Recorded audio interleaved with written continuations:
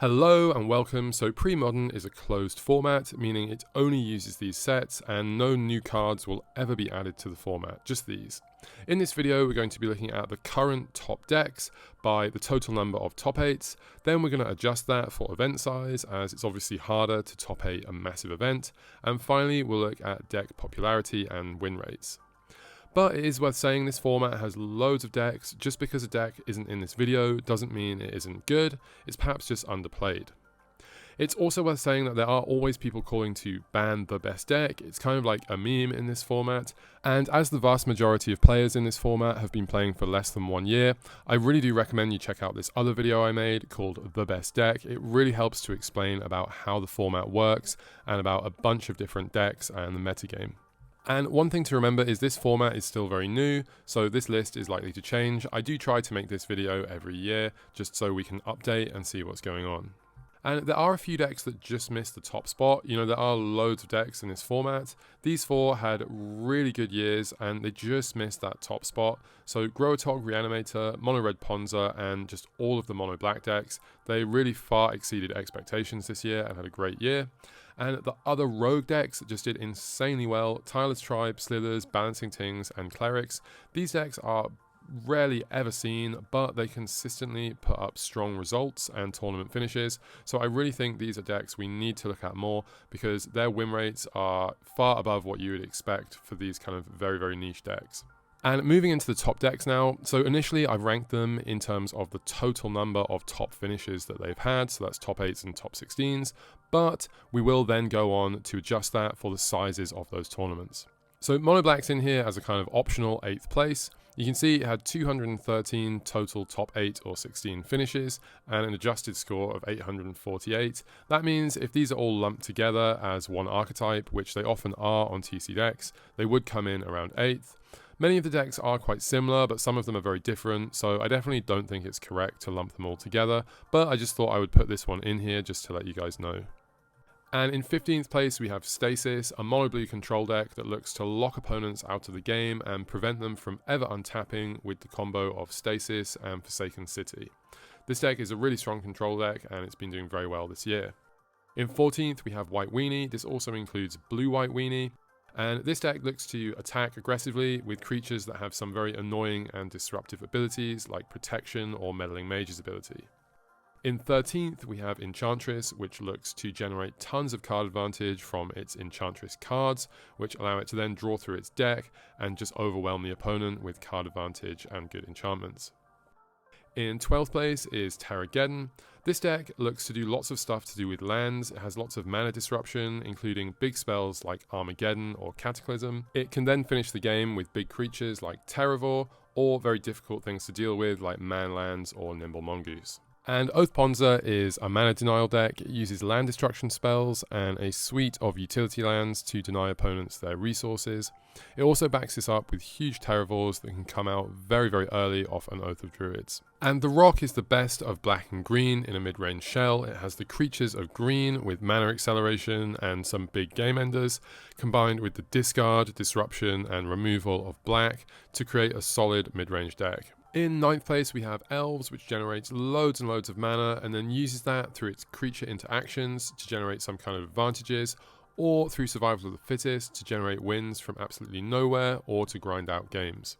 And in 8th place we have Blue-Green Madness, which is a classic tempo build. It uses the Madness ability to play cards at instant speed for their heavily discounted Madness cost. It backs up efficient creatures with counter magic to create a very solid tempo deck. And in 7th place we have Survival, which is actually quite an umbrella term as there's many different survival decks. Generally they're all looking to use Survival as not only a tutor but also a way to put creatures in the graveyard and then combo opponents out of the game. Replenish is an enchantment combo deck. It uses interactions between Opalescence and Parallax Wave plus Parallax Tide to exile all of your opponent's stuff, and it can also speed that up by discarding them all and bringing them all into play at once with a Replenish. And in 5th place we have Landstill, the classic blue-white control deck that generates value from the symmetrical card Standstill that is not symmetric in this deck because you have lots of manlands and cycle Decree of Justices to get around it. And as a bonus option we have Tide Control. I used to class these decks as the same kind of deck because they used to essentially be the same deck, but this year Tide Control has really moved away from the blue-white shell towards a more mono-blue deck. If you classified these together, they would be up somewhere around third, but I don't think it's right to do so anymore as the Tide Control deck has really moved off in a separate direction. And in fourth place we have black-white. These are the decks that have the best white creatures combined with the best black discard and the best removal of both. There's a lot of options. This could either be in a more mid-rangey shell like Dead Guy Ale or a more controlling build like black-white control. In third place we have Goblins, which is a blisteringly fast aggro deck that uses all of the synergies that Goblins have, which range from mana cheating abilities, card advantage, tutors, very strong effects, often splashing either green for naturalize or sometimes black for discard effects. And in second place we have Stiflenor, which cheats a 1 mana 12/12 trample into play, negating its downside with a card like Stifle or Vision Charm. This deck could be any kind of color combinations, although it is usually base blue. The different color combinations have their own strengths and weaknesses. And in first place we have Sly, which is also often called Burn by some newer players. This deck is looking to take control of the board with all its removal spells and get damage in, then when the opponent's life total is low enough, all that burn is pointed at their face to finish the game. And so these are the top decks based on total number of top 8s and top 16s. I think this is useful because this shows us some of the more common decks that are out there, but obviously top 8ing a 300 player event and top 8ing a 20 player event are not the same. So that's why I've also made this list of decks that are adjusted based on the size of the tournaments. And so when we do this, some decks obviously move up and some move down. The Rock has actually fallen out of the top 10 and Oath Ponza has gone up to 9th place. This list is more focused towards mid to big size tournaments rather than including all of the small little ones. And if we count Landstill and Tide Control as one archetype, they would be equal third with Goblins. Again, in the past we did this because those decks were very similar, just with Tide instead of Landstill. However, now they really do feel like very different decks. I do think it's useful to look at what people are playing. This is the top 100 most played cards as of right now when I make this video. Usually the top 15 or so cards are generic all-around kind of cards like Swords to Plowshares, Duress, Tormod's Crypt, the kind of cards that go into every deck. However, here we can see really the top end is just totally dominated by blue-white cards. The fact Replenish is in 35th place when it really only goes into one deck and sometimes in Enchantress, but really that's a lot of people playing Replenish. And we can also see the same thing for Stiflenor. Those cards are very high up, although they do sometimes fit into other decks, but this really tells me a lot of people are playing blue-white, much more so than usual. In fact, this is the first time ever when I've looked at this that the Goblin cards are not even in the top 50. Usually those top spaces are kind of dominated by the mono red cards. Here we can see Fire Blast in 100th place, so it's really quite surprising for me to see there that blue-white has overtaken.